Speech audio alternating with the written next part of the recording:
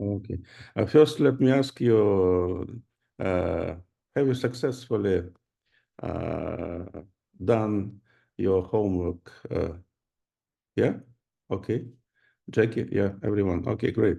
Yeah, that was just for a start. Okay, so that you can just touch, log into this Astrohub server and so on. And today, as I already said, I'm going to explain you your mini research project because, I don't know if I already told you, but I will be away in August. Okay.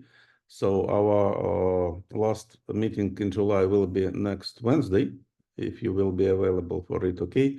And on July 29th, Monday, I will leave, and I will be away in August. But if you will have any questions, you can still ask me by email, okay? Even in August, yeah. So don't hesitate, just send me an email. If you will not finish this work yet by that time, but maybe you will finish it before the end of July. Okay. So now, I have to start sharing my screen, which I forget sometimes, right? Okay. Otherwise, it will not be video recorded. Okay. So I'm going to start today with showing you this paper. I sent you this paper before in my email. This is not paper yet. We have not submitted yet. This is our last revision of at least my work, my contribution, our contribution. Okay. And so this paper is about studying the impact of the new constraint rates for the reactions molybdenum-102 and molybdenum-MaO3 in gamma that Andrea did. So Andrea constrained new rates and reduced uncertainty of those rates, okay? And I can just show you. I have here files that Andrea sent me some time ago. If I open this for molybdenum-102 and gamma, right? This is what Andrea sent me 3 years ago, approximately, yeah? So as you can see here, what we have here, the first column gives temperature in billions of Kelvin and gigakelvin. T9, this is temperature divided by 10 to the 9 Kelvin. So which means it's temperature measured in gigakelvin. So we are going to focus on T9 equal 0.3, 0.3. 0.3 T9 means temperature is 300 million Kelvin, 300 million Kelvin. And this is the typical temperature at the bottom of the convective helium shell where neutrons are released in that reaction, carbon-13 alpha that I explained to you last time. So let's focus on this temperature, 0.3. And from this data that Andrea sent us, you can see she provided us with the minimum rate that they obtained, this one, and for maximum rate, right? Yeah. So before today, I will explain you, how. And this paper is about, as I said, studying the impact of the new constraint rates for these two reactions, okay? Impact on abundances of elements or isotopes produced in the I process, the intermediate neutron capture process, okay? I mean, of course, in advance, before we do such a study, in advance, we don't know if the new measurements of these reaction rates will have any impact on predicted abundances, right? Or if they will have impact, we don't know in advance on what elements or isotopes. So therefore, this title already reveals what we found, of course, in this research. We found that the change of these rates, according to new experimentally constrained data for them, has an impact on the predicted abundances of molybdenum, ruthenium, and rhodium in I process. Okay, so but this already title, of course, contains an answer to this investigation. Okay, and you will be doing so. I want to ask you to kind of repeat the calculations that I did for this paper, right? The difference is that in that research 3 years ago, I used a different method for computing high process nuclear synthesis than you will be using, okay? So as I explained to you last time, and as that README file that I showed you last time also says, your preferred computational method now is this what we call nconst-xi, okay, nconst-xi. And there is a notebook that explains how this method works. README file, you can find this information in the README file, okay? 3 years ago here, I used a different method, which is supposed to give the same results, right? Yeah. But just to be sure that this is true, that both methods, two methods give the same results, I'm going to ask you to repeat these calculations using this new method, okay? You already used this method to do this multiple one-zone simulations, right? To produce snake curve, right? For a range of neutron, constant neutron density. So you're already familiar with this method, okay? And the first thing that I'm going to do, and please write down some information so that you won't forget it. So here, let me scroll this text to, wait a second, to this table, okay? This table here just names different cases that we considered in this paper, okay? And the number 1, 2, 3, 4, 5. The number corresponds to different constant neutron densities used in this method, right? You can see number 1, decimal logarithm of neutron density 13.5, right? Which means neutron density is 3.16 times 10 to the 13 neutrons per cubic centimeter. Case 2, log of neutron density 14.5. Case 3, 15.5, and case 4, 16.5. Okay, case 5 differs from case 3 by changing the total integration time, by reducing integration time by 1 order of magnitude, okay? And this is actually in the method that we used then, in this the second method that we used then, we can specify the total integration time, right? Total integration time, okay? Therefore, we could easily change that integration time. But in the new method that you are going to use, you don't specify integration time, right? So the total integration time in the new method is selected automatically such that equilibrium abundances are reached. So the computer code checks when equilibrium abundances are reached. Equilibrium means that they stop changing, actually. And the code checks that on the next integration time step, the relative change of abundances is very small, okay? And then it stops. So therefore, you cannot even predict in the new method when it will stop, what will be the integration time. And therefore, the new method just does computations until equilibrium distribution of elemental and isotopic abundances is reached. I hope that you understood that when we met last time. So therefore, you should not look on the integration time, which is h in days, okay? Because in your method, there is no integration time. But instead, we should, of course, select the same neutron densities. And because there are 3 of you, Andrei, you are not going to participate, right? I think so, right? Yeah. To do, I cannot hear. Oh, yeah. I may also do the calculations. Okay. then Just it's for fun. then it's better, because then there are 4 of you, and there are 4 different neutron densities, okay? And I'm going to just distribute different neutron densities among you. So please write down. Let's just go then by in alphabetical order. We have Jackie first, right? Jackie, yeah. So Jackie, you will take neutron density decimal algorithm 13.5, okay? Remember, neutron density, this means 3.16 times 10 to the 13.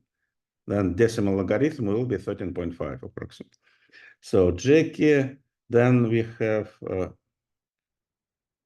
Andrea, you, right? Richard.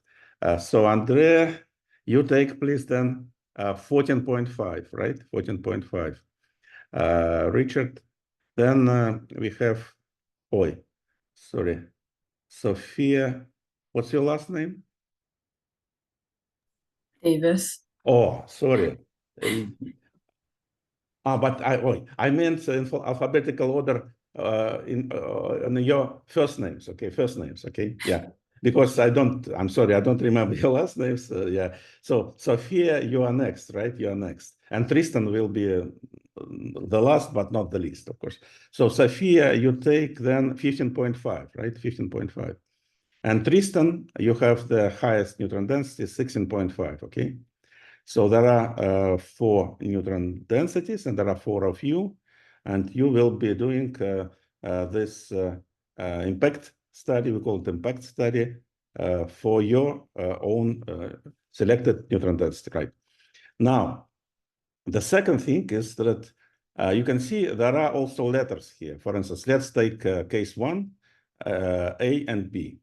So A means that you are going to use NuGrid default rates. Okay, so NuGrid this is a collaboration to which I belong, and a lot of researchers over all of the world belong.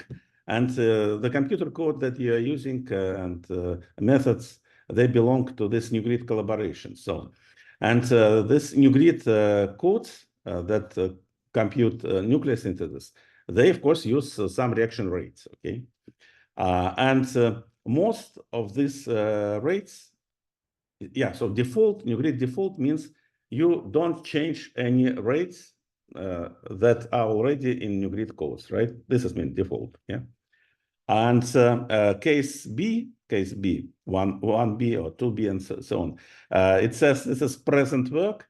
This means with updated rates of these 2 reactions, molybdenum 102 and molybdenum 103 and gamma, updated according to Andreas' data, right? But first, because the second thing, case B, is a little bit more complicated, not a lot, but just a little bit. So first, let's discuss cases with letter A, which means let's use NuGrid default rates. NuGrid default rates, okay? Yeah.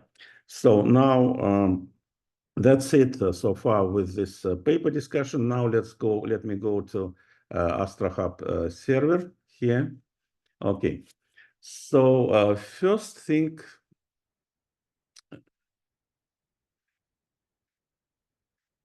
okay.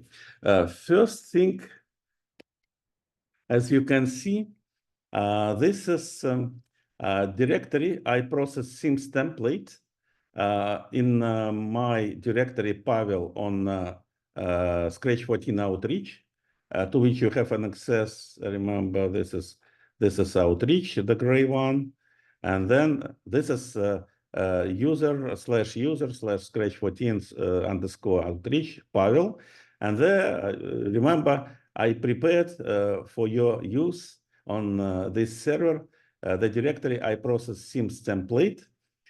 So you already copied it to directory with your name, deleting this suffix template, of course, just leaving process Sims, because template just tells that you shouldn't change anything here. This is just a template that can be used by anyone. And as you can see here, this is a constant of this directory now. Before today, you could find here np data, anti-process tools, right? This is what I prepared for you last time.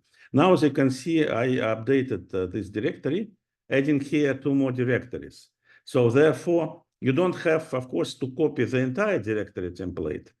Just copy these 2 new directories to your iProcess SIMS directory, right? These 2 new directories, weak iProcess impact, this one, and all network setup, all network setup and nconst-xi all data, okay? So update your iProcess SIMS directory correspondingly so that they also have these 2 new directories. Okay, so now we need these 2 new directories for you to do this impact study. And first, let me explain you the main idea behind this impact studies, right? The main idea. Okay, for this, I go first to my iProcess SIMS directory that I showed you last time. This is a copy of that template. Now you can see I already updated it by adding here these 2 new directories, weak and all networks, okay. So now I go to my run iProcess tools and nconst-xi directory that I showed you last time. And you can see here I still have this lot of these directories that I generated last time to make a snake curve to show you how this can be done, right? Yeah. So therefore, I can still use this directory to do some runs, okay? And let me, as I said, I'm going to explain you the main idea behind this impact study, okay? Okay, so now, if I open first PPN physics, right, input, and this is one of 3 input files for this code PPN.exe, right? If I open this, okay, and you could read this actually in the README file, okay, you can, yeah, but let me just remind you. Here at the beginning, there is a parameter in ppnphysics.input, parameter is called init, okay?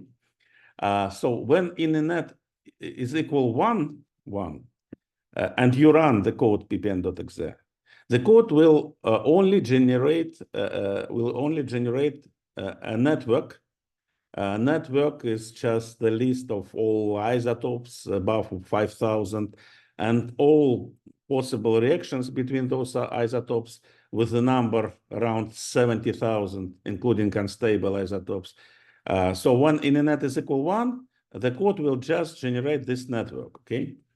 And when init is equal 3, in this case, if you run code with init equal 3, the code, as you probably already know, will use whatever network was generated in the local directory before, for instance, using init equal 1. It will take this network and will run nuclear synthesis computations, okay? And if you use init equal 0, then the code first generates network, and after that, without stopping, will run nuclear synthesis simulations, okay? So before we met today, I used init equal 1 and generated a network. By network, I mean this file network setup.txt. This is what I mean network. This is the name of the file that contains this list of all isotopes and all reactions. It's a very long file. So it can be generated with init equal 1 or with init equal 0. Yeah, okay. So now I'm going to open this file to show you its content. Okay, first, okay. So you can see this file has 72,000 plus rows.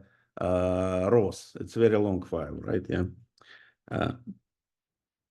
Yeah. By the way, if you use on our Astrohub server Vim editor, I prefer use Vim, VI or Vim, right? Yeah.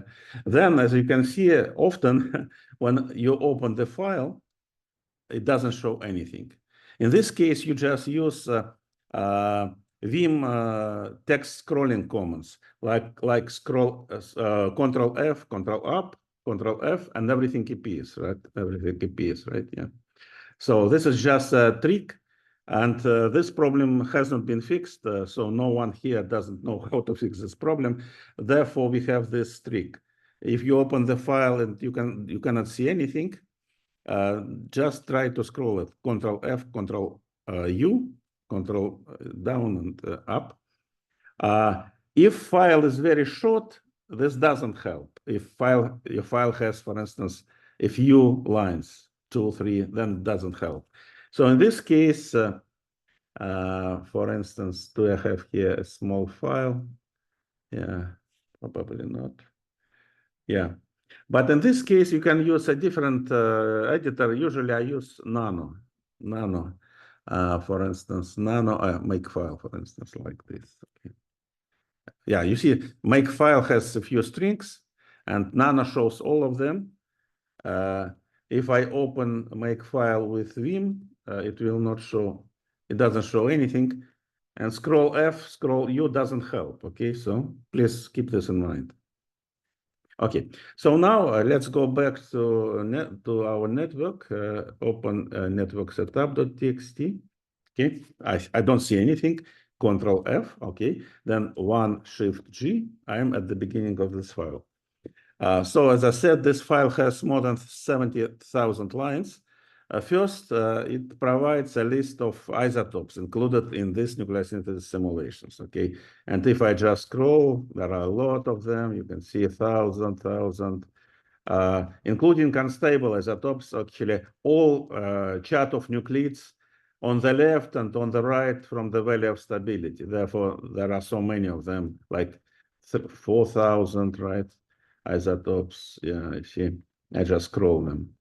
Okay, now we approach the end of the list of isotopes. You see 5,000 plus. No one remembers exactly how many. And then the list of isotopes is followed by the list of all reactions included. And this is all possible reactions, okay? P gamma, alpha gamma, NP, PN, whatever, okay? Gamma P, gamma alpha, whatever, yeah. All reactions. So there are we have 5,000 isotopes, and there are 70 plus thousand reactions. Okay, you shouldn't take this in. You shouldn't bear this in mind. I'm just explaining you the principles. Okay, what's important for the impact study, right? Is that when you have created this network using internet equal 1 or internet equal 0, right? Then you have look, like I do here at this network. Let's find first here molybdenum 102 and gamma. In Vim, I do search, so / molybdenum.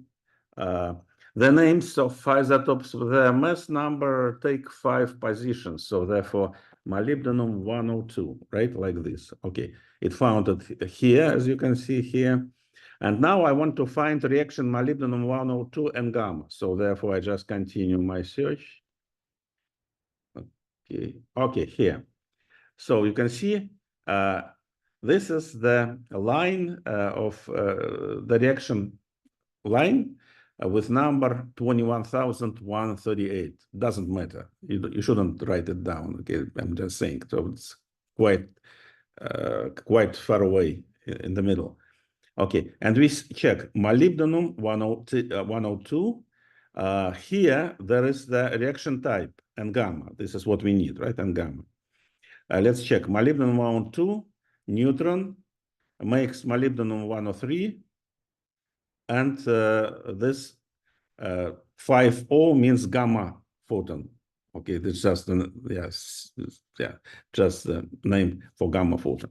So therefore, this is the right reaction: molybdenum 102 and gamma. Now, the next important thing in this line is in the column before the last one. In this column, not the last one, but the column before the last one.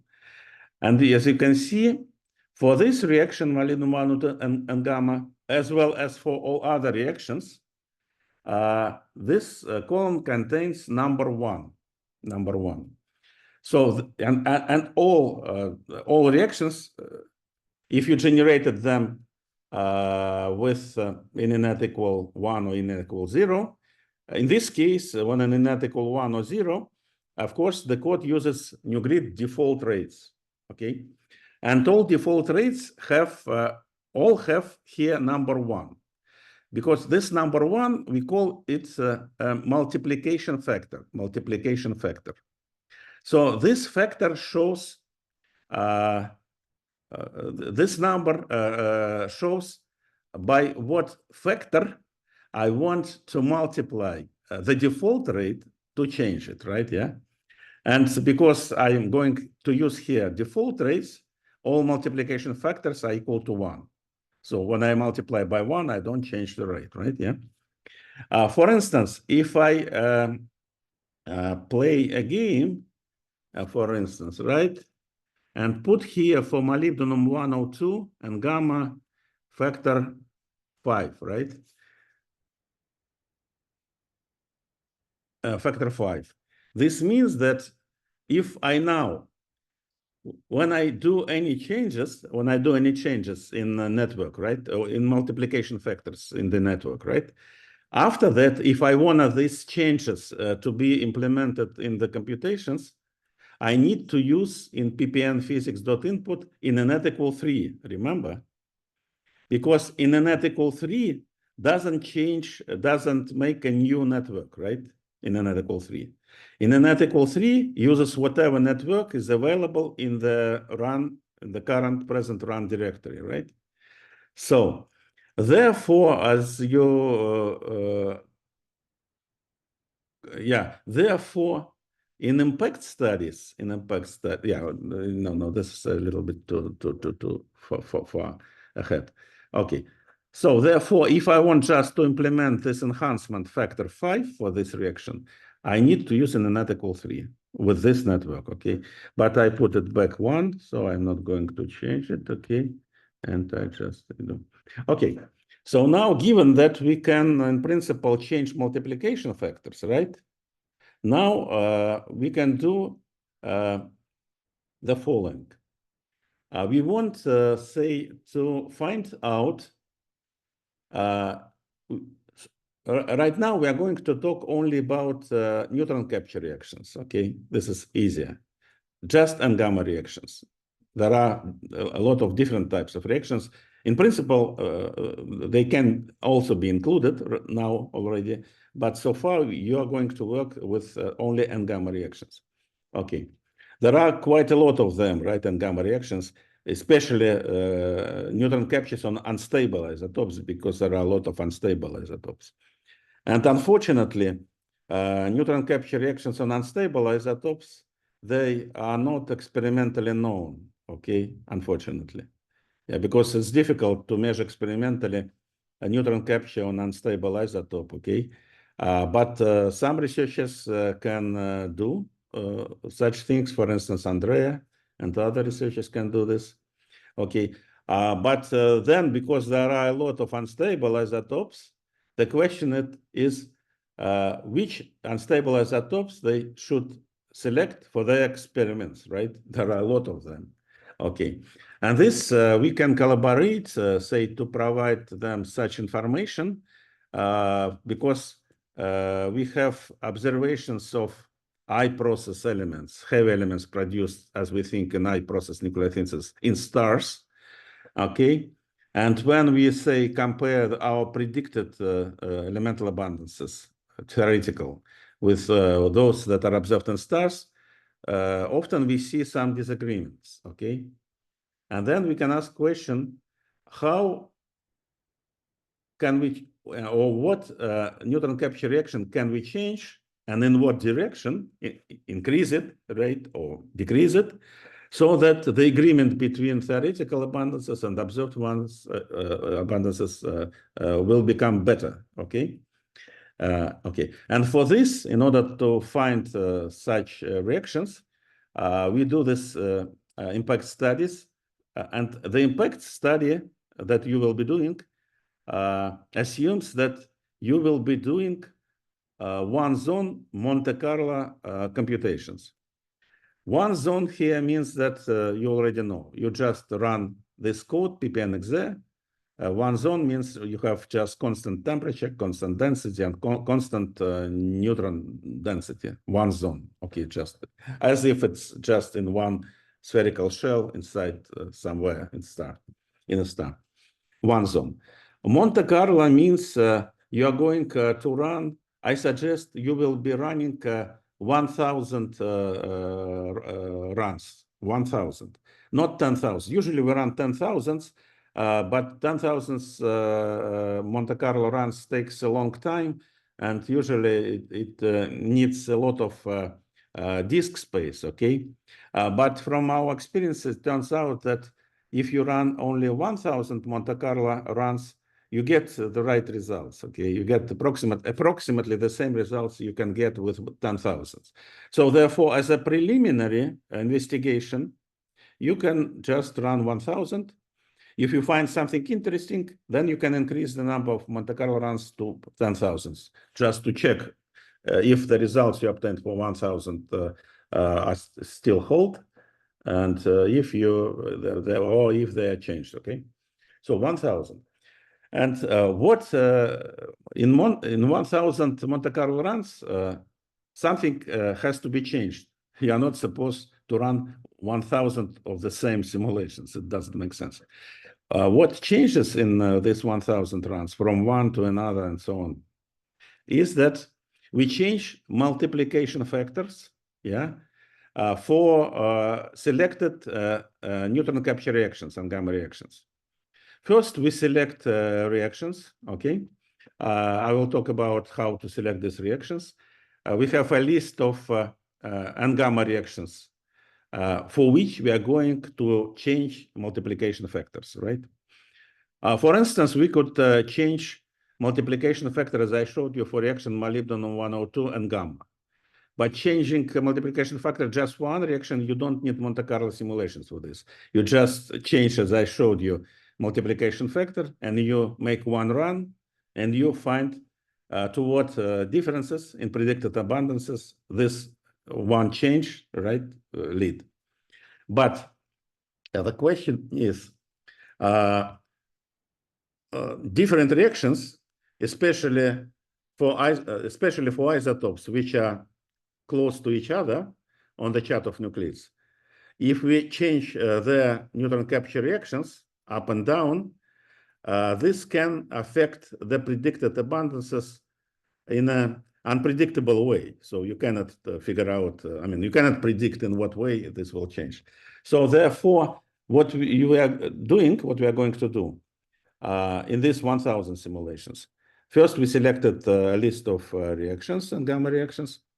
And the second, we estimated their uncertainties.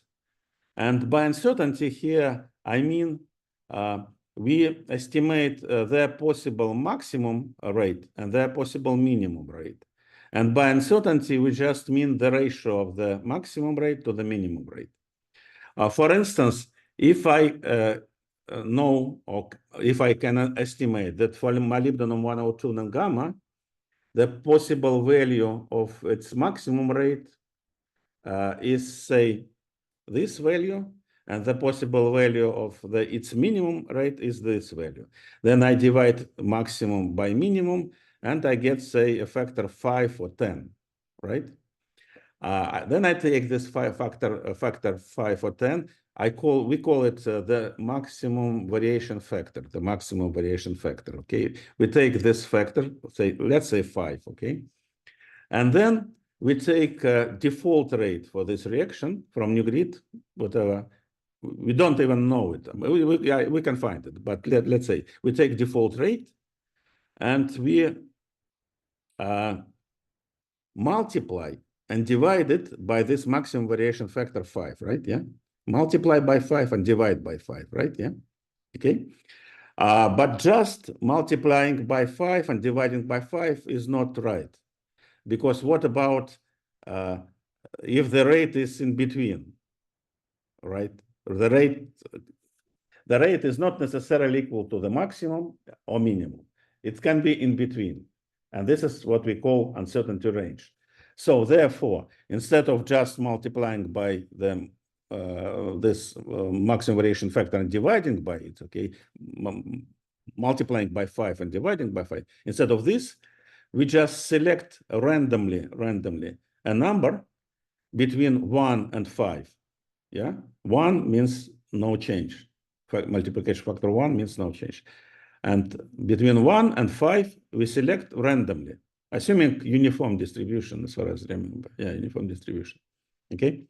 And then we multiply its rate, default rate, by this randomly selected number, which changes between 1 and 5, and divide by this randomly selected number. Okay. And we have approximately equal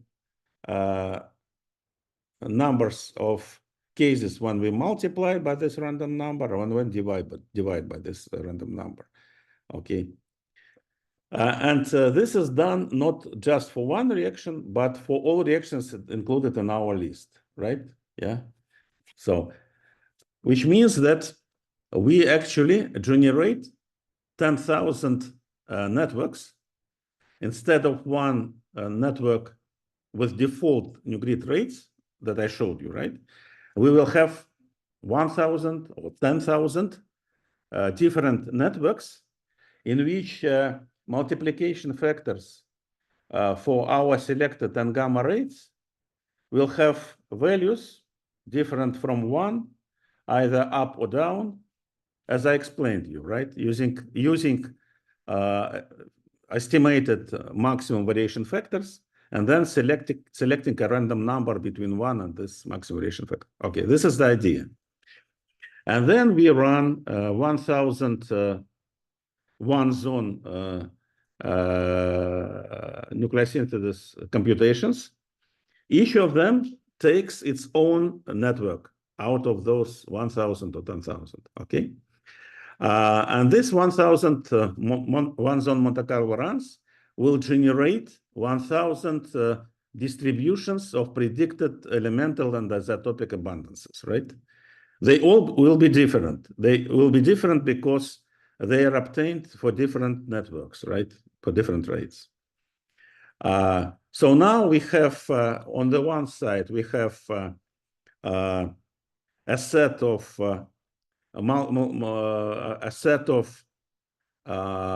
random multiplication factors for each of these networks, okay? On the other side, we have its corresponding predicted set of abundances, right? And now we compare, we study this two parallel sets statistically, right? Using, trying to find correlations. Correlation between, say, I want to find, say, the predicted abundance of, for instance, ruthenium or rhodium, okay, with which, with multiplication factor of which in gamma reaction, it has the strongest correlation, or anti-correlation, right? Correlation means positive, anti-correlation means negative. Then I tell, for instance, Andrea, look, we found that your selected molybdenum 102 and molybdenum 103 and gamma reactions, the change of their rates, okay, either within using new grid default rates and our previously estimated uncertainties, maximum variation factors for them. I will explain how we do this. So, and we find in our Monte Carlo simulations that the variation of their rates have the strongest impact on the predicted abundances of ruthenium, molybdenum, rhodium, okay? And then we look at stars, and in stars there are observations of ruthenium and molybdenum, rhodium, I don't remember, okay? And then we say, okay, if this rate, molybdenum 102 and gamma, is reduced, for instance, when I say reduced, I mean reduced compared to new grid default, it's new grid default rate, which is just theoretical value. Then we can get a better agreement with what we see in stars for ruthenium, for instance, right? Yeah. like this. And then Andrea submits a proposal for experiment, constrains the rate of this reaction, and then we see if the constraint rate improves agreement. Okay, so this is the idea. I think that's it. I think this is the idea. Do you have questions right now? Because next I'm going to show you algorithm, explain the algorithm how to do this one-zone Monte Carlo simulations and the analysis. Do you have questions at this moment? No? Okay, great. Okay, so now when you know the idea, it will be easier for you to understand what how it works, how we use computational methods to do such a study, one-zone Monte Carlo impact study. Okay, so first, okay, let me check. Yeah.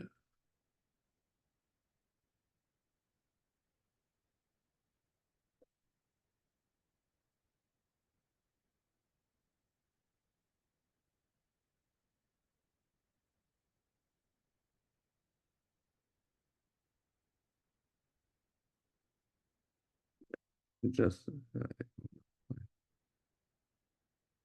yeah. Okay. So now first, this is on the left, Pavel iProcess Sims. This is my directory. You will have a copy of this, of course. If I go now to iProcess Tools, right? Yeah. In iProcess Tools, you can find this README file. Remember, use this outreach. Okay. Open with, it's already open here. Yeah, here. And this file, you're supposed to read it carefully. Okay. It explains how to run one-zone Monte Carlo simulations for studies of reaction rate uncertainties using iProcess tool on Astrohub Outreach server. Okay.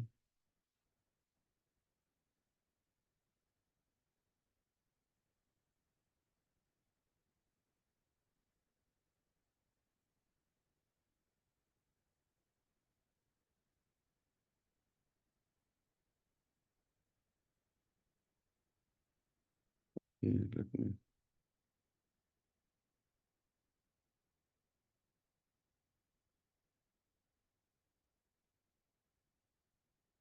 Oh, this is what we had already last time.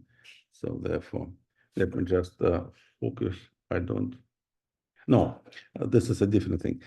So now let me go back to iProcess Sims, and let me go to this new directory that I've just added, weak iProcess impact, right? And here, yeah. So this is directory that you are going to use for this one-zone Monte Carlo simulations. It's called MC for Monte Carlo multi-thread sim. Okay. MC for Monte Carlo stands. Multi-thread means that you will be running simultaneously, for instance, 10 runs out of 1,000. You will be running simultaneously 10 of them, which will, of course, make your simulations going faster. So now I go there, and here there is a README file, which is called just README MC sim. So README Monte Carlo simulation. If you open it, I have opened it. Let me just find it. Yeah, here. This is this file. Okay. So this file in this new directory, it explains how to prepare and perform one-zone Monte Carlo simulations with the PPM code. Yeah, in your PPM code. Okay. Okay. So now, let me just walk you through this README file and explain you what's important and what's not. First, begin with preparing a list of isotopes. This is what I've already mentioned. When I say the list of isotopes, I mean the list of N-gamma reactions, right? Because when we use only N-gamma reactions, we just select isotopes that capture neutrons, okay? Whose rates we are going to randomly vary, change, right? Begin with preparing a list of isotopes. and the corresponding file is called reaction factors.txt, whose n-gamma or other, now let's focus on n-gamma reaction rates, are going to be varied.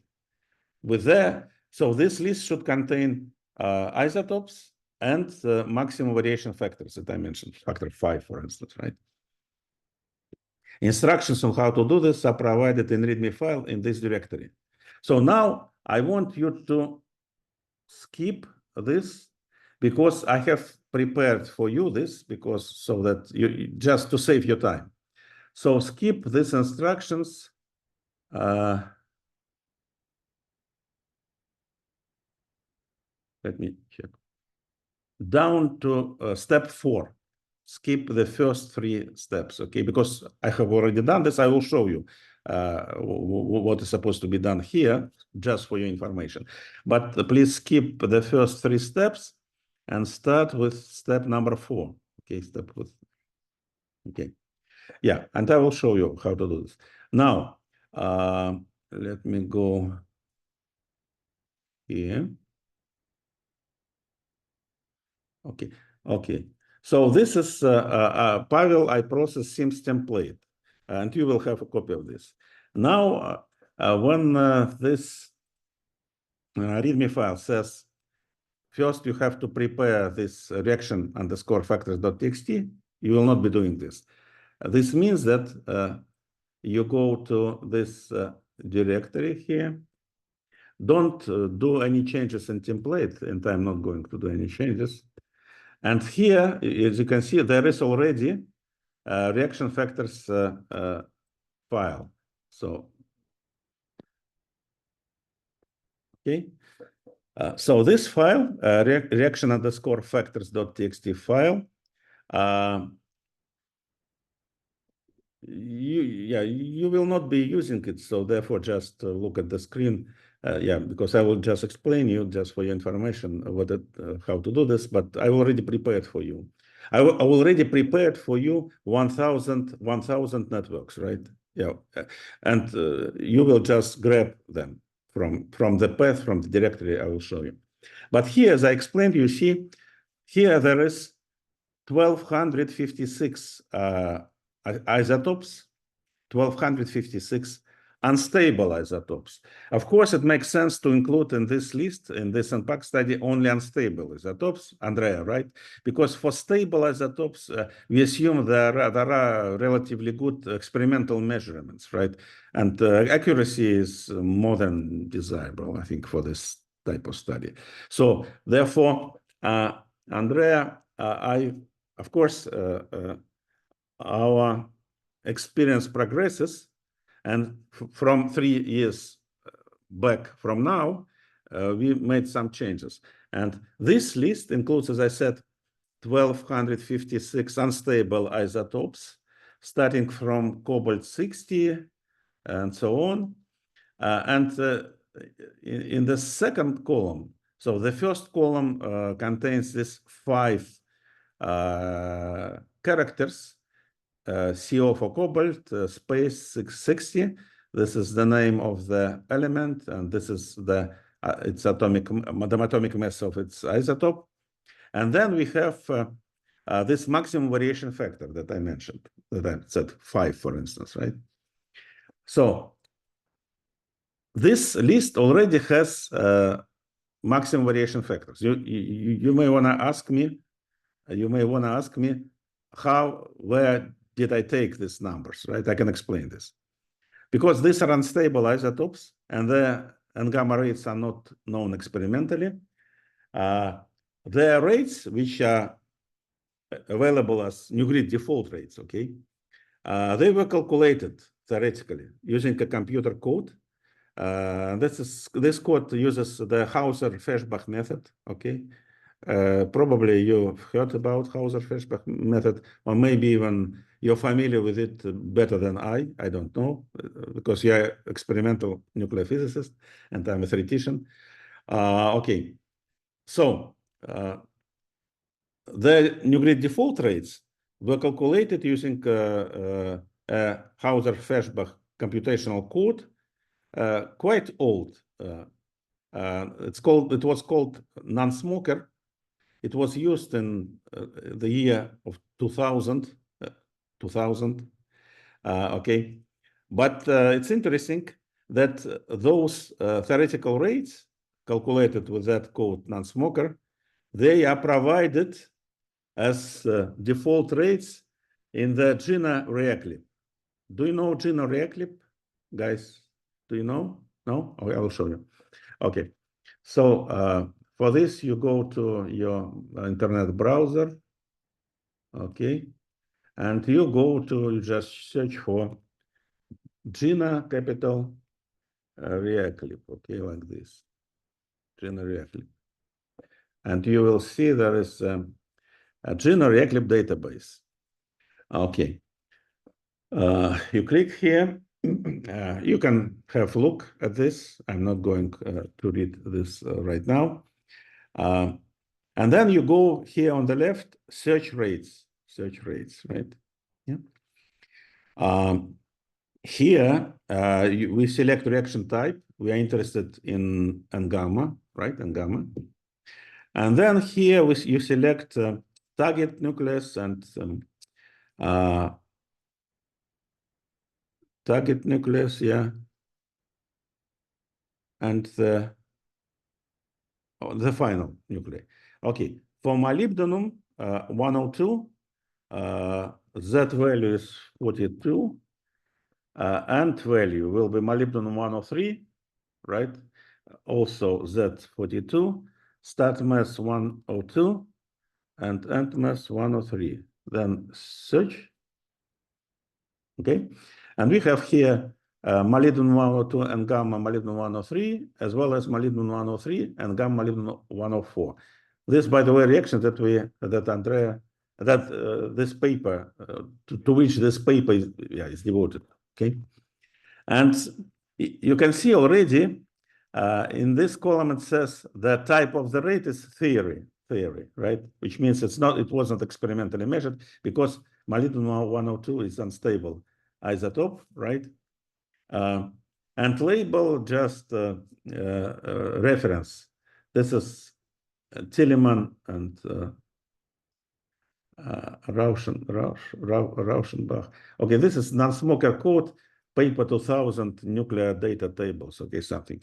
So if I click here, yeah, I can, I like this data points view table. So it gives me the table similar to the table that Andrea sent us, okay? A temperature in gigakelvin for 0.3, our preferred value. This is the rate, okay? Yeah. And NuGrid default and gamma rates are taken from, most of them are taken from here, from GINA reaclip, which historically trace back to the year of 2000. So they're pretty old. Okay. Now let's go back here. Okay. Now, here, this is maximum variation factors. As I explained to you, for instance, 6.93, this is the ratio between the maximum rate of this N-gamma reaction divided by its minimum rate estimated somehow. Maximum and minimum estimated somehow. I will explain you how this maximum and minimum were estimated, this specific numbers. So this work was done by Georgios Perdikakis from Central Michigan University, right? Central Michigan University. And Georgios Perdikakis, Professor Perdikakis, used another Hauser-Feshbach computational code, which is now the most popular Hauser-Feshbach code. It's called TALIS. Okay, it's publicly available. You can find it on the internet. You can download it. You can read instructions, like 700 pages instructions. I saw them 700 pages. Yeah, and you can run this code. Okay, and this code, as any other code, uses some input data. And for this code, input data are nuclear level density data, the most important, and gamma ray strength functions, okay? And so there are different inputs. And Georgios Perdikakis used 5 different inputs for one of set of this input data, nuclear level density, and for which one, and 4 different input data for another one, for gamma ray strike functions or vice versa, okay? So this gave him 20 different combinations of input data. If you multiply 5 by 4, you get 20 different combinations of nuclear level density data and gamma ray strength function data. And for each of these 20 input data, he ran Talis code and calculated one value of rate for this reaction, cobalt 60 and gamma. But because he had 20 different inputs, he obtained 20 different rates, right? And the maximum rate that was used to estimate this 6.93 was the maximum rate he obtained out of those 20. And the minimum rate is the minimum rate out of those 20, okay? So, and this 6.93 is just maximum divided by minimum. And the same thing is for all other reactions, okay? So in principle, if you read README file for prep MC data, prepare Monte Carlo data, I'm not asking you to do this, but if you're, it's up to you. You can see how you can use Georgios Pertikakis data to produce a table like this. Not necessarily for these isotopes, for other isotopes as well, okay? So therefore, this work was already done for you. So let me close this net reaction factors.txt file, okay? And then here, there is a relatively short Fortran program, which is called prep-mc-network.4, okay? If I open it, you can see first, important thing is here I have to specify the number of Monte Carlo runs, 10,000, but I changed it to 1,000, I will show you. And the second important is template network setup.txt. So this file, template network setup.txt, is available here in the same directory.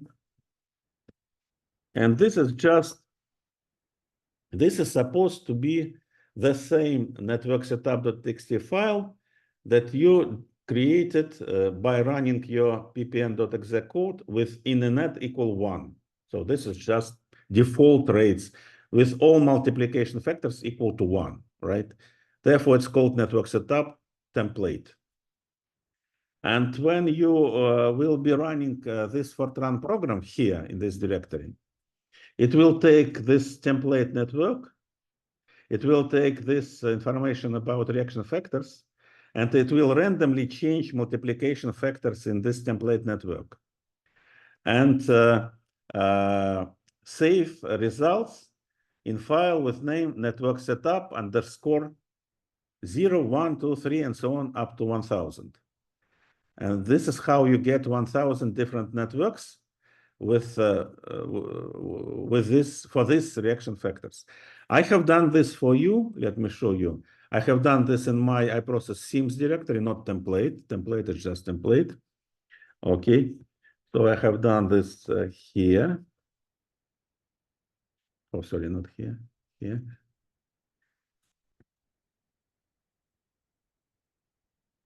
You see, here there are 1,000 network setup.txt files with different numbers from 0 to 1,000. There are actually not 1,000, there is 1,001. Because numbers from 1 to 1,000, these are networks in which we randomly change multiplication factors for selected reactions. While network setup _ 0, this is just template network, because we want to compare our results with results obtained for default rates. So therefore, there are 1,001 here. But Monte Carlo runs will be run only for cases from 1. No, only also for, no, of course, also for 0, yeah. And if I open any of these files, whatever, 6465, right? Oh, sorry. Just a second. Okay. If I go again to molybdenum 102, oops, yeah, okay, and you can, sorry, you can see here for molybdenum 102 and gamma, I have multiplication factor changed to 0.475, right? Yeah, and this is a random number. But not only for molybdenum. If you go to cobalt 60, right? Cobalt space 60. For cobalt 60, I also have changed multiplication factor from 1. Here it's 4, right? And remember, for cobalt 60, maximum variation factor was 6.93. So this is 4 is a random number between 1 and between 1 divided by 6.93 and 6.93, okay? And in each of these files, multiplication factors are changed for 1256 and gamma reactions, okay? Yeah, that's it. Okay, yeah, and yeah, sorry. Yeah, this is the path. This is the path to the directory where all this 1000 plus 1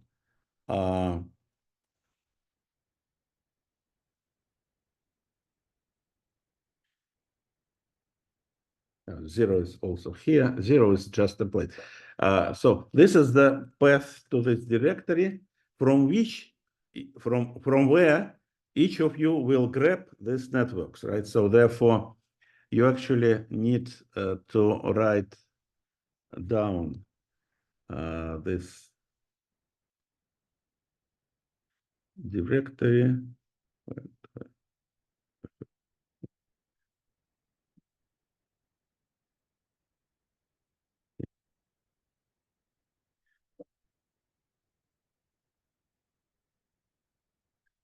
Don't see, do I have a chat? I don't have. Why don't I have the chat? Okay.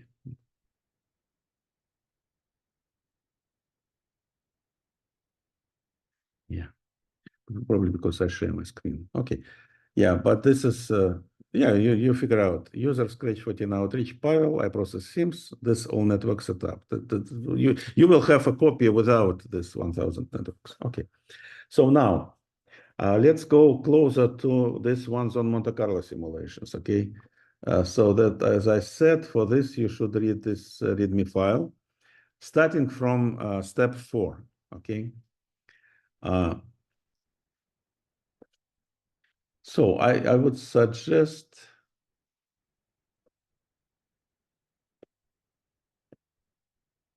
this is iProcess SIMS directory. You have the similar directory. So first thing, you should make a copy of that MC-run directory from this week. Make it here in your SIMS directory. Here, right here. Oh, sorry. This is not CD. This is copy. Copy minus. And this will be your this will be MC multi-thread SIM. This will be your Monte Carlo run directory. Okay. So I would suggest you rename it so that it depicts your use neutron density, right? For instance, density of neutrons, say 3.0 16, right? E plus 13, like this, okay? It's up to you. You can name it as you wish, okay? Okay, so now the next important thing, which this, starting from step 4, okay. The next important thing, please focus here. You go to your one-zone run directory, right? That you already used. And you make sure, first of all, double check that ppn physics.input have innet equal 3. This is very important for Monte Carlo simulations. 3 means don't make new network. Use whatever network is available. Once I run Monte Carlo simulations, 10,000 of them using innet equal 0, which means I made 10,000, the same 10,000 runs. Okay, yeah. Okay, so check that it's innet equal 3. Then open ppn frame dot input, and select here your neutron density. We have 4 different neutron densities. Here as an example, select 3.16 10 to the 13, which is for Jackie, right? Jackie, it's yours, yeah. The second thing, please, what you are supposed to do here is change decay time. This is also important, okay? Decay time. Put decay time 1 to the power 9. 1 to the power 9. That's it. Only change appropriately neutron density, then, okay? And change decay time to 1.9. This is in years, 1 billion years. This is important because after each of your 1,000 Monte Carlo runs finishes, it is supposed to let all unstable isotopes to decay. Because this is what's happening in interstellar medium. When a stellar source of I process, nuclear synthesis, ejects products of I process, they stay in the interstellar medium for a very long time before they are accreted by some other star where we observe them, okay? So we never observed, we observed only one time. But in most cases, we don't see products of I-process elements in the star that produced them in situ, right? No. We see products of I-process nuclear synthesis that were accreted by these stars, So therefore, we need to give a long time for unstable isotopes to decay. Okay, so this is important. Only 2 changes. Now I'll save this. And important thing, you have to be sure that your individual one-zone run in your run directory works very well, okay? Before you start Monte Carlo simulations. Because in Monte Carlo simulations, you will repeat it 1,000 times. And of course, you want to be sure that each of them runs correctly.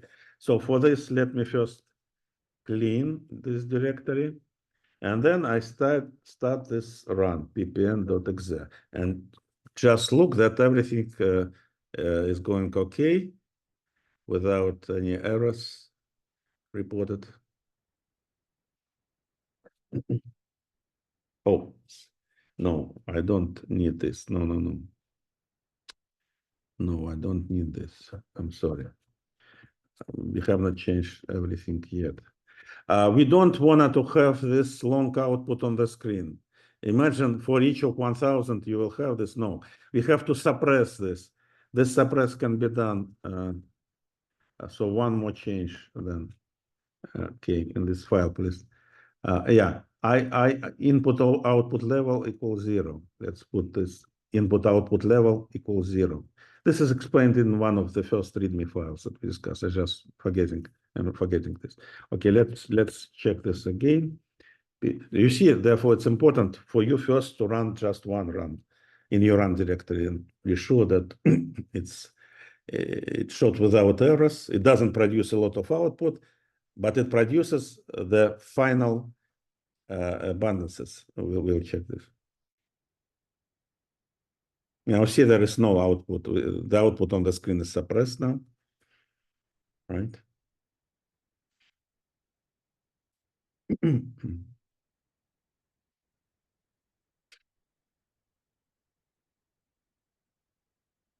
Each of this individual runs takes less than 1 minute.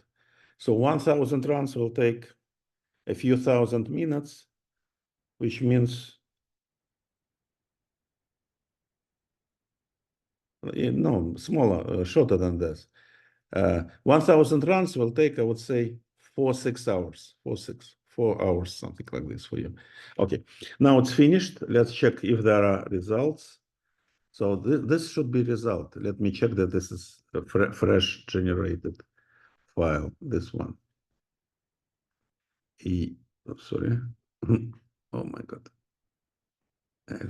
Yeah, July. Yeah, this is a fresh generated file. And let's have a look inside this file. This is actually a list of final isotopic abundances computed for just individual ones on run. Okay. And let's check that that unstable isotopes have decayed, right? Yeah. The signature that unstable isotopes are decayed is here. It shows the final time step, decide. This is 1 billion years. Okay, it took it. And another signature is, you see, neutron abundance is 10 to the minus 99, 0. Neutrons decayed. Usually I go to barium 138. Okay, yeah, you see unstable barium isotopes all decayed. Oh, sorry, all decayed. Barium 138 is stable, of course, but all other decayed. Yeah, this is what we need, right? Good, great. Yeah, so we've checked that an individual run works well, doesn't produce a lot of output, but produce only one file with the final decayed isotopic abundances. And this is with default network, right? That's it. So next step, this README file explains this is step number 4. It says, now you're supposed to copy these files from your ppn run directory to the directory where you will be doing Monte Carlo runs. So in my case, oh, sorry.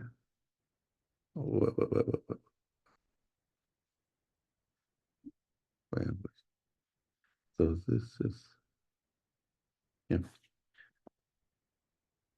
So,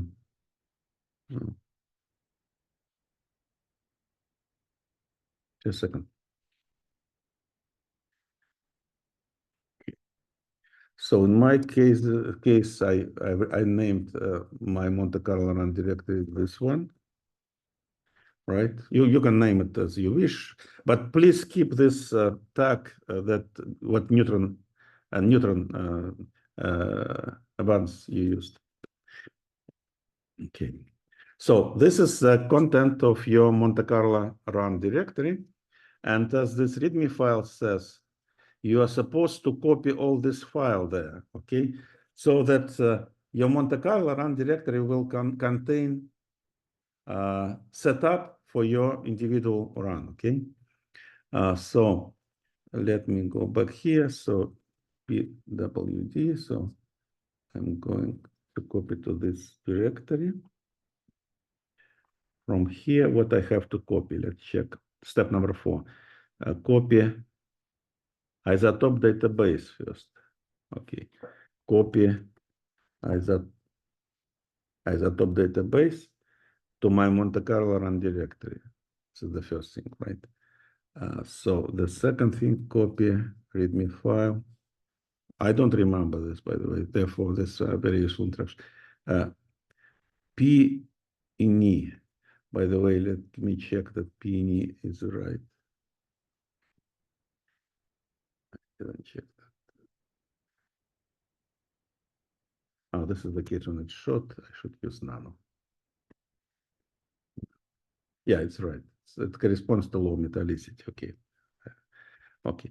So now copy PNE to this directory. So the next PNE, all three ppn.input files, all ppn underscore asterisk input, all of them. Okay. And finally executable ppn.exe.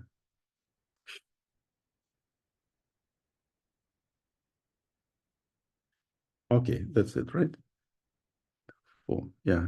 Fine. Yeah, and it's here you see the reminder. The file ppn physics input must have in identical 3. Yeah, so that ppn.exe will use a previously prepared file network. Okay, so now I go here in my Monte Carlo run directory. Okay. Okay, I check ppn physics, double check it. Okay, double check because it's okay in analytical 3. Okay, also please remember, write it down again, that wherever you run ppn code, the parent directory should always contain this symbolic link to np data, right? Okay. If I check outside parent directory, it has np data link, right? So if I go back here, and after I have copied all setup files from my run directory to this Monte Carlo directory, now I'm supposed to repeat my individual ppn run calculations here. Let's try this, right? Yeah, because I copied everything. So it should work like in run ppn.exe. Should be the same, right? Because I copied all setup files. Input, oh. This is because I don't have network setup txt file. Okay. Yeah, because usually I don't do this, so therefore let me just additionally copy from here network setup, but this is not necessary, right?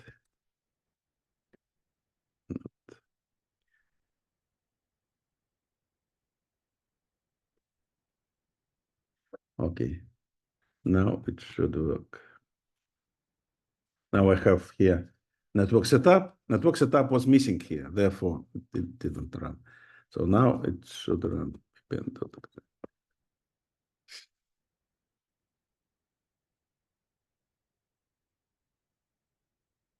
We are almost done, so yeah, just 10 minutes more.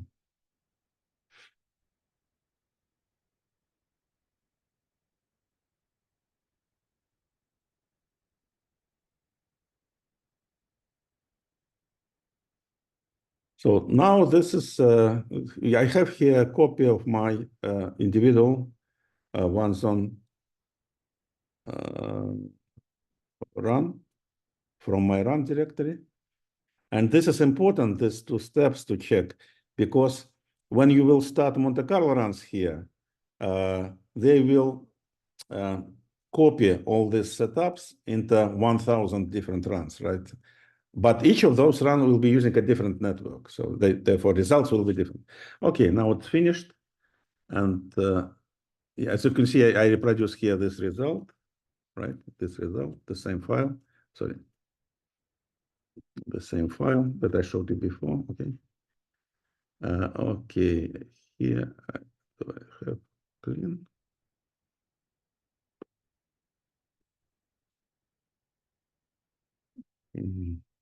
Yeah, and if you don't mind, I delete this because I'm not supposed to do this. I mean, to copy this network, I just wanted to show you. Okay, okay. So now, again, let's go back to README file. Step 4 we did. Step 5, make symbolic link R. The next step, make symbolic link. There is no link here, but we are supposed to make this link here. So for this, I can go up just to see how I'm supposed to do this. This link, the same link. Okay. I copy it. I go back to here. L link minus S symbolic and P data. Okay. I made this link. I need this link here because when I start Monte Carlo simulations, inside this directory, the script will create a number of directories in which ppm code will be running. And therefore, in its parent directory that is here, this link must exist, okay? Okay, so now go back to README file. We made this link in Monte Carlo MC multi-thread. So the next step, you generate a number of directories for multiple runs, right? Here, please also write this down. It's important. First, ls CPU. Okay, ls CPU command shows how many CPU cores we have on this server. You can see there are 16, right? 16. Yeah. So therefore, you shouldn't generate more than, I would say, 10 directories. Please don't generate more than 10. Generate 10, okay, 10. Leave 6 CPUs free for other users, right? And your runs will also have a low priority, but usually there are not many users on the server. So let's generate 10, okay?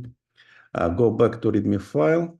So these directories can be generated with this script, Usually I just copy from README file. Yeah, you can do the same. I just highlight it, I copy, I go to Monte Carlo run directory. And of course, I have to replace cores with number of cores or directories, 10, right? Yeah, as we agreed, 10, right? Now look what will happen now when I say generate 10 run directories. Look what will happen.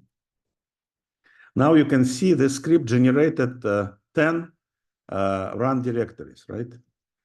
Therefore, we need to have this link to NP data in this directory because runs inside these directories will look for NP data outside in the parent directory. Right? Okay, we generated, and if I go to any of these run directories, I will see the exact copies of my individual run, okay? Set up for my individual run. Okay, so now README file. Okay, now we can start Monte Carlo simulations. They're almost done. So next, step 7, to run the parallelized simulation, multiple simulation, use the script, this one. So please pay attention that you're supposed to use the second script, this one, because we have 2 methods, right? And the first script is used for the first method that I used in this paper 3 years ago. You are supposed to use this second script. It has in its name nconst-xi. This is the method that you are using now, nconst-xi. Okay. So therefore, again, you can just copy this command, okay, like this. Go to Monte Carlo. No, wait a second. Wait a second. Yeah, this is also important, and it's explained here. I'm not sure. No, it's not explained here, unfortunately. Okay. First, you have to change content of this 2 of these files.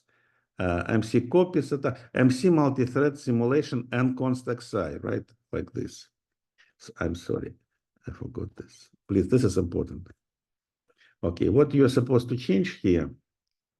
First, this is the path to the directory in which you have 1000 networks, right? And it's, by the way, the right directory, the right directory, right? So therefore, you don't have to change it, and you don't need to remember in which directory I generated 1000 networks because it's already in this script, okay? And you will just copy it with the directory. It's user scratch 14 outreach, Pavel, I process SIMs, all networks set up, and yeah, and nconst-xi, all data. So the second, which you are supposed to change here, This is where results of your Monte Carlo simulations will be saved. First of all, of course, change Pavel to your name, to the name of your directory, right, Pavel?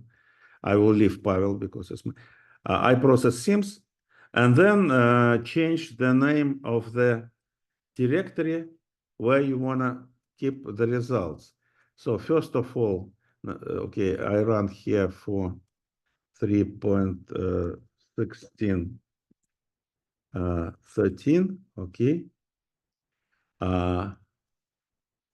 And I don't have this directory yet, therefore I have to make this directory, okay. Otherwise, the code will report an error. So and in this script, I think that's it. So yeah, that's it. So now I have to create, well, where, sorry, in iProcess sims, and iProcess sims is outside here. So this is iProcess sims. Make an empty directory where I will keep results. Yeah, this one from that script.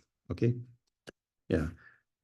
So results of my Monte Carlo simulations from this directory will be saved in this directory. Okay. So now I go back to this directory. And usually before I start, I also check this first script, copy setup files. This script should be executed at the very end of your Monte Carlo simulations, but do not forget, I usually change at the beginning. Network directory, the same, keep it. And results, yeah, and results. Okay, I change here just the neutron density.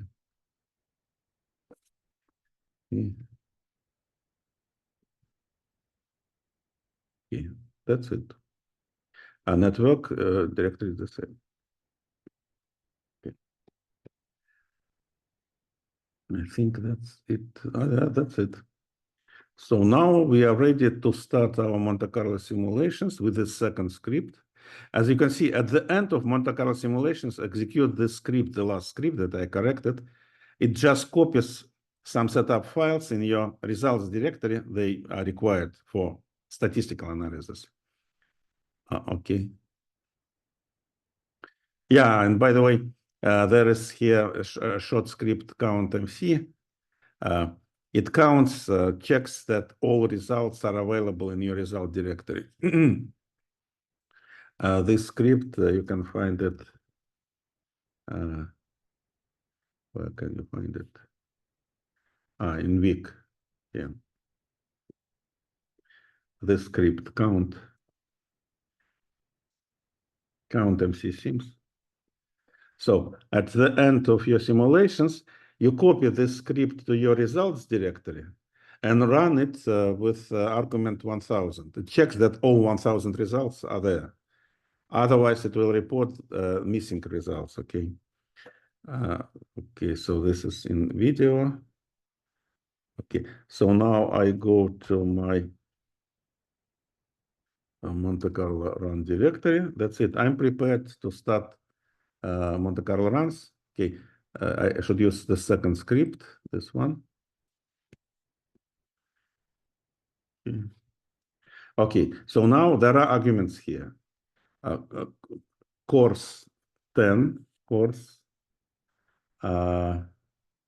also course here, 2 places for course 10.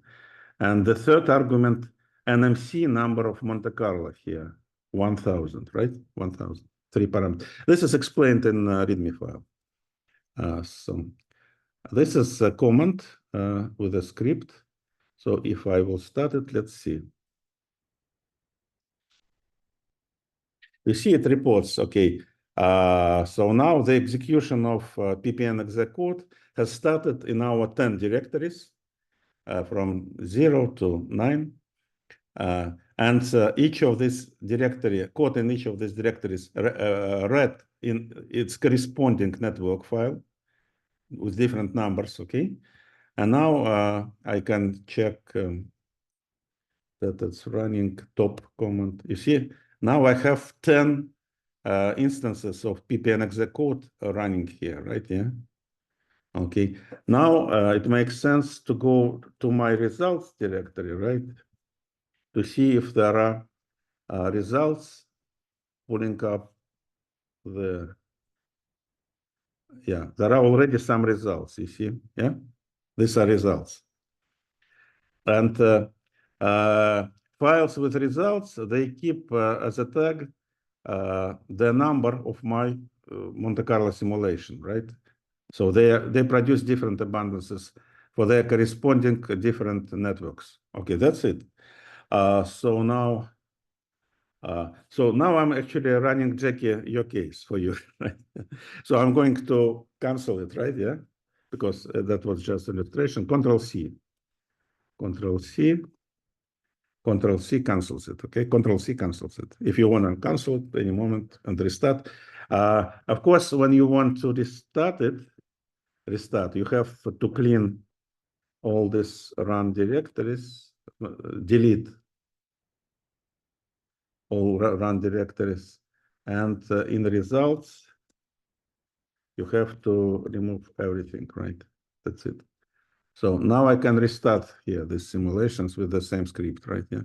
Jackie, this is for you, right? Yeah. Okay. Yeah. This is your example. But other three of you will be using different neutron densities. And finally, don't forget, as README file explains, at the end of your all Monte Carlo simulations, to first copy the count script to your result directory, run it for 1,000 cases, as README file explains, to check that all results are there, okay? And if all results are there, then don't forget to execute that copy script that copies to your result directory just a few additional setup files. That is, and the last thing, just to finish up, if I go to not iProcess Sims, if I go to iProcess Tools directory, notebooks, there is here notebook, which is called MC One Zone Analysis Outreach. Outreach means it works on, it's set up to work on Outreach server.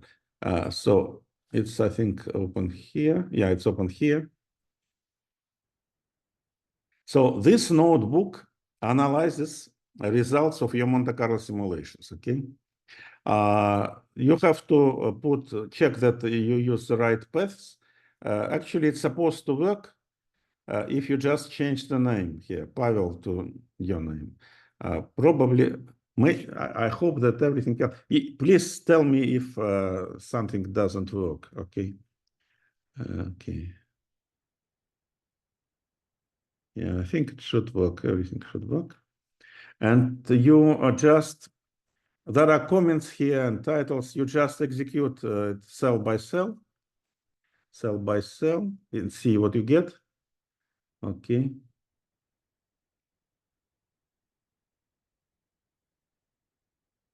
Maybe some cells are not necessary, but try to execute all of them. Okay. Yeah, okay. Yeah, let me just, I'm going to finish.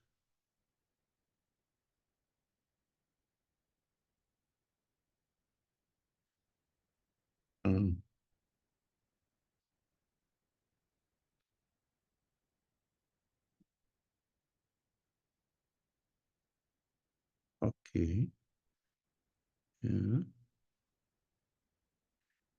Okay, I will check. Yeah. In the meanwhile, it works.